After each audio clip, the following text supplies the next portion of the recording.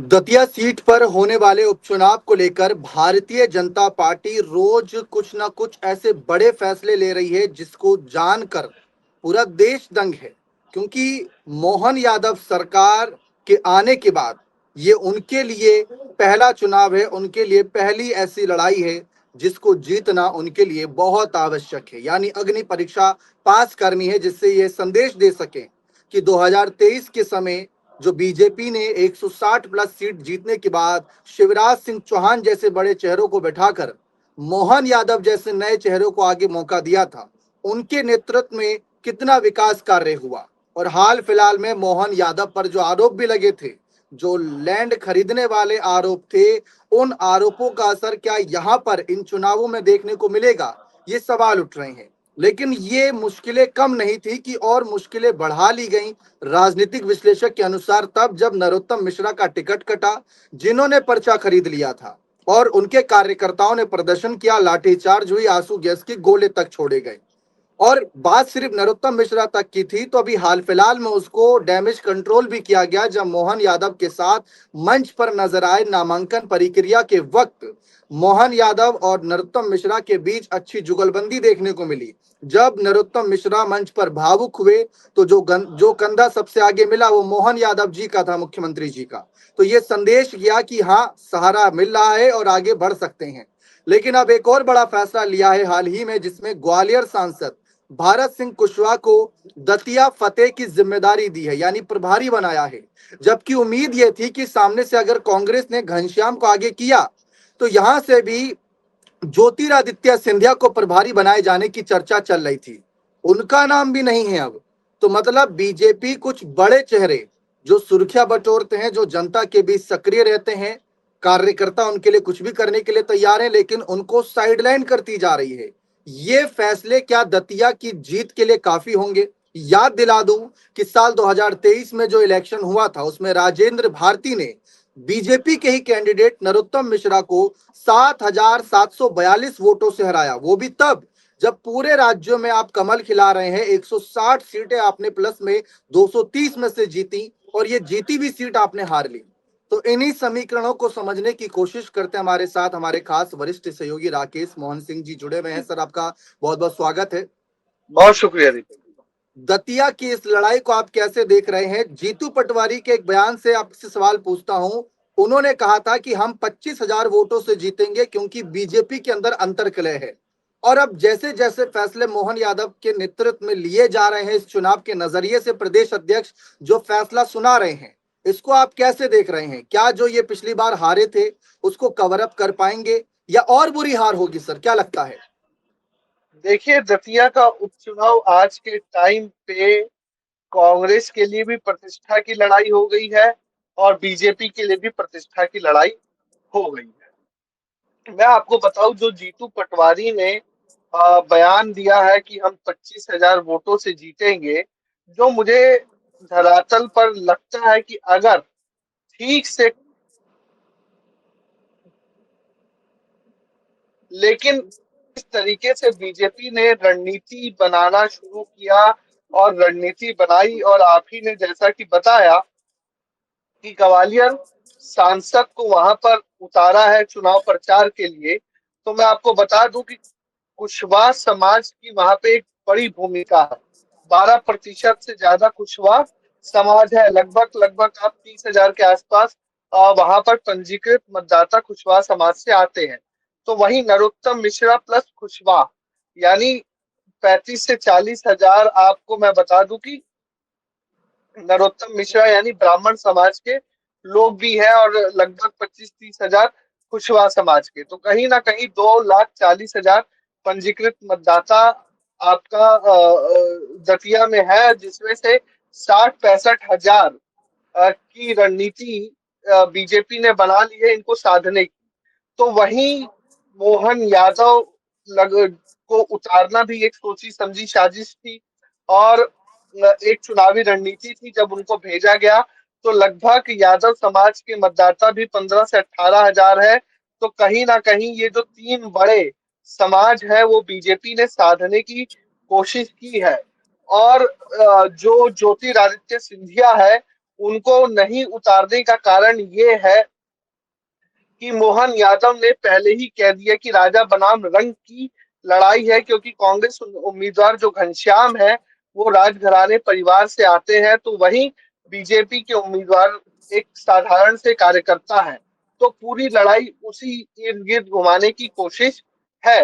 लेकिन समझने की बात यह है कि दतिया के भीतर जो गुस्सा है वो हम बीजेपी को समझना पड़ेगा, क्योंकि नरोत्तम मिश्रा बड़े कद के नेता थे और ऐसा नहीं था कि अगर जनबल, बाहुबल और धनबल के आधार पर जीत मिलती तो नरोत्तम मिश्रा हार जाते। नरोत्तम मिश्रा की दतिया में अपनी एक तरीके से कह लीजिए समर्थकों की भीड़ है और संख्या है, लेकिन कहीं ना कहीं दतिया के लोग बीजेपी से थोड़े नाराज तो जरूर है।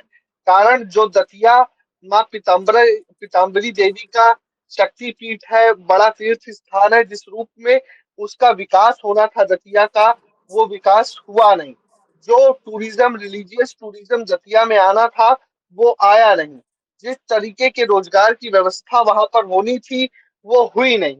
दतिया सिर्फ अभी तक चुनावी भीड़ के तौर पर, हवा के तौर पर काम करता आया।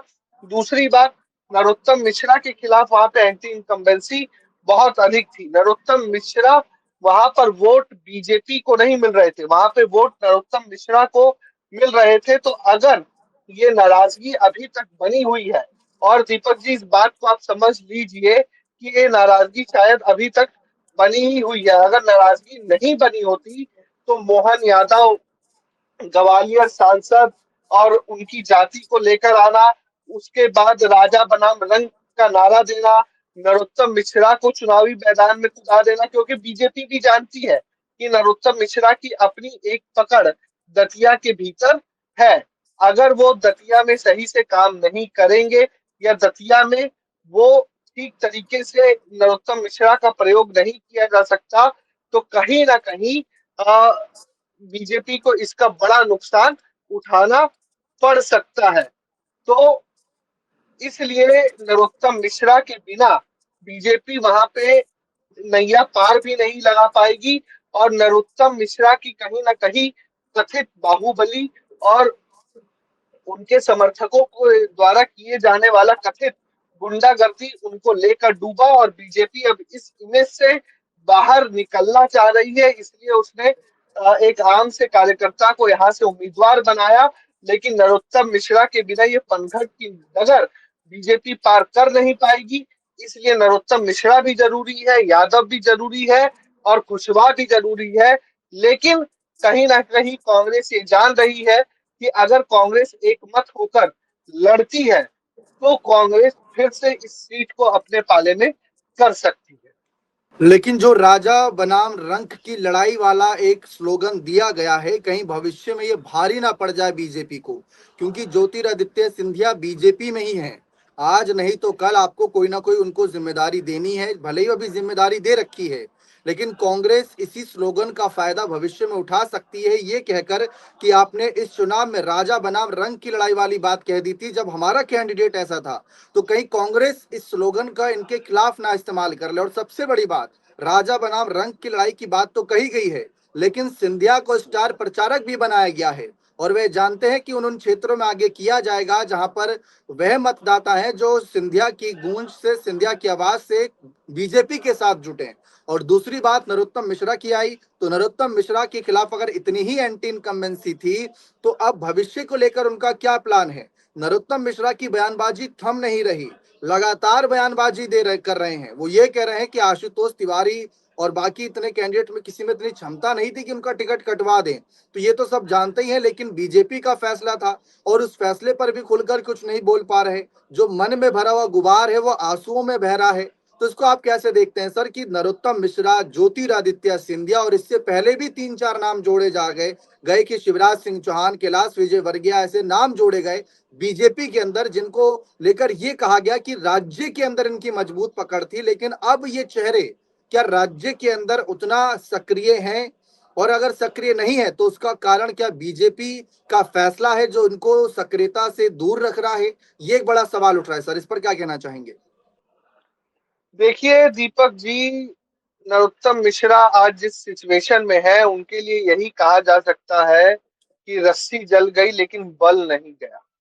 उन्होंने एसएसपी को भी अप्रत्यक्ष रूप से धमकाया और उन्होंने कहा कि मैं दोस्ती और दुश्मनी दोनों ही नहीं भूलता। समझने की आवश्यकता ये है नरोत्तम मिश्रा को कि नरोत्तम मिश्रा का टिकट मौजूदा बीजेपी में किसी ने काटा नहीं है, उन्होंने खुद कटवाया है। मैं आपको बताऊं, दतिया में लोग उनके शासन को अन्यायपूर्ण दुराचारी तरह का मानने लगे थे, उनके समर्थकों को छोड़ दिया जाए। और आप समझिए कि ये पहली बार शायद बीजेपी में हुआ होगा जो अपने आप को अनुशासन वाली पार्टी कहती है कि उम्मीदवार का टिकट काटा और कैसी आगजनी हो गई। उनके वीडियो वायरल है, आप जाइए इंस्टाग्राम पर देख सकते हैं, किसी भी सोशल मीडिया प्लेटफॉर्म पे जाकर देख सकते हैं कि उनकी भाषा की शैली क्या रहती है और किस तरह के भाषा का कथित तौर पर प्रयोग करते हैं। हम ये नहीं कहते कि जो सोशल मीडिया प्लेटफॉर्म पे वीडियोस है वो सभी सही है, लेकिन अगर 0.1% भी सही है तो उस भाषा को एक सार्वजनिक तौर पर इतने बड़े कद के नेता के द्वारा प्रयोग किया जाना सही नहीं लगता है। दूसरी बात, नरोत्तम मिश्रा का जो फीडबैक था जो सेंटर को गया, वो ठीक नहीं गया, क्योंकि मैं बता दूं कि नरोत्तम मिश्रा की केंद्र से एक अच्छी जुगलबंदी है। वो जानते हैं कि केंद्र से कैसा संबंध बनाकर रखना है, फिर भी टिकट काटना, केंद्र को ये पता था कि नरोत्तम मिश्रा खड़े होंगे, लोगों की नाराजगी नरोत्तम मिश्रा से है, बीजेपी से उतनी नहीं है, तो फिर से हमें ये सीट गंवानी पड़ सकती है, इसलिए नरोत्तम मिश्रा का टिकट काटा गया। दूसरी तरफ मैं बता दूं दीपक जी, जो उम्मीदवार है घनश्याम सिंह, वो भले ही उनके लिए लोग कह रहे हैं कि राजघराने परिवार के हैं, लेकिन जमीनी हकीकत यह है कि वो बड़े ही सरल स्वभाव के व्यक्ति है, 2 बार के विधायक रह चुके हैं, तो जनता में उनकी पकड़ है। परिवार पुराना राजघराना है, उस हिसाब से भी पकड़ है, आम और गरीब दोनों में, और खास तीनों में ही उनकी एक बेहतर पकड़ है। तो चैलेंजिंग बीजेपी कैंडिडेट के लिए भी है। ज्योतिरादित्य सिंधिया अगर आएंगे तो वो क्या कहेंगे कि जब मोहन यादव ने, प्रदेश के सीएम ने ये कह दिया है कि राजा बनाम रंग की लड़ाई है, तो एक राजा रंग के लिए वोट मांगने आया है, एक राजा का विरोध करके, इस बात को ज्योतिरादित्य सिंधिया अंतर मन से जस्टिफाई कर पाएंगे और क्या ठीक तरीके से वो एक राजा का विरोध और रंग के लिए कथित तौर पर, जैसा मोहन यादव ने कहा, उसके लिए वोट मांग पाएंगे। दूसरा, वो क्या क्या कहेंगे कि आखिर वो क्यों है बीजेपी में। तो कहीं ना कहीं मोहन यादव ने ये एक असहजता की स्थिति बीजेपी के भीतर भी बना दी है, ज्योतिरादित्य सिंधिया के लिए भी बना दी है। अब देखना है कि ज्योतिरादित्य सिंधिया यहाँ पर जब आते हैं तो किस तरह का प्रचार करते हैं। और घनश्याम सिंह, जिनके लिए ये कहा जा रहा है कि बड़े सरल स्वभाव के व्यक्ति है, वो बीजेपी कैंडिडेट को कितनी टक्कर दे पाते हैं, क्योंकि मुझे जहां तक लग रहा है कि तमाम, क्योंकि राजपूतों की संख्या भी ठीक ठाक है, लगभग 18 से 20 हजार राजपूत पॉपुलेशन है वहां पे, बाकी मुस्लिम पॉपुलेशन ठीक है, दलित पॉपुलेशन ठीक है, मेजर पॉपुलेशन दलितों की है। तो अगर घनश्याम सिंह राजपूत, दलित और मुस्लिम वोट बैंक में ठीक ठाक सेंधमारी कर देते हैं, तो कहीं ना कहीं फिर से परिस्थितियां बीजेपी के लिए बड़ी मुश्किल भरी हो जाएंगी। और इसी समीकरण को काटने के लिए बीजेपी कुशवाहा, ब्राह्मण और सिंधिया को या यादव को लाकर इस समीकरण का काट करने की कोशिश कर रही है, और कैंडिडेट बदलकर जो एंटी इनकम्बेंसी नरोत्तम मिश्रा के खिलाफ थी उसको भी ओवरकम करने की कोशिश कर रही है दीपक। यानी कुल मिलाकर जो आपने तमाम जानकारी दी उसका निष्कर्ष निकाले तो जो जनता की नाराजगी जिन कारणों की वजह से थी उन कारणों पर काम किया गया। भले ही अपने नेता को नाराज बीजेपी ने कर दिया नरोत्तम मिश्रा को, लेकिन जनता के अंदर जो नाराजगी थी कि कैंडिडेट बार बार रिपीट हो रहा है और काम उतना नहीं हो पा रहा है जो पहले जी या दूसरे कार्यकाल में उन्होंने किया होगा, इस कारण की वजह से पिछली बार 7,500 से अधिक वोटों से राजेंद्र भारती सीट को जीतने में कामयाब रहे। लेकिन इस बार बीजेपी ने काम तो किया है, अब बदलाव किया है, सिंधिया को भी साइड कर दिया, प्रभारी नहीं बनाया, नरोत्तम मिश्रा को उम्मीदवार नहीं बनाया, अपनों की नाराजगी ले ली। लेकिन क्या जीत पाएंगे नहीं जीत पाएंगे, ये बहुत बड़ा सवाल है। जीतू पटवारी के दावे पर आप दर्शक क्या कहना चाहेंगे? उन्होंने कहा 25,000 वोटों से कांग्रेस जीतेगी। आपकी राय में कौन सी पार्टी कितने वोटों से जीत सकती है? कमेंट्स करके जरूर बताइएगा। बहुत बहुत शुक्रिया।